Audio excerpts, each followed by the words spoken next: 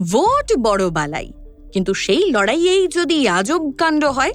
বিহার বিধানসভা নির্বাচনের চূড়ান্ত ফল প্রকাশের পর এমনই জল্পনা তুঙ্গে।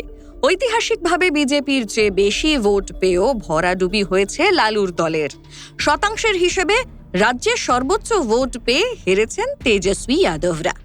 নির্বাচন কমিশনের দেওয়া সর্বশেষ তথ্য বলছে আরজেডি অর্থাৎ তেজস্বী যাদবের নেতৃত্বাধীন দল পেয়েছে প্রায় 23% ভোট।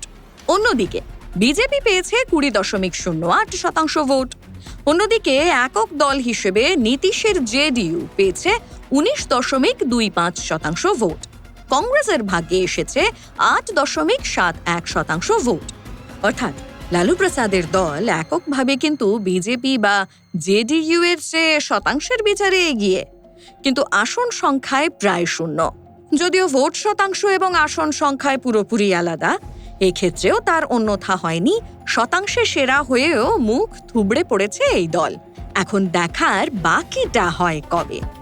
ফলো করুন সংবাদ প্রতিদিন ডিজিটাল।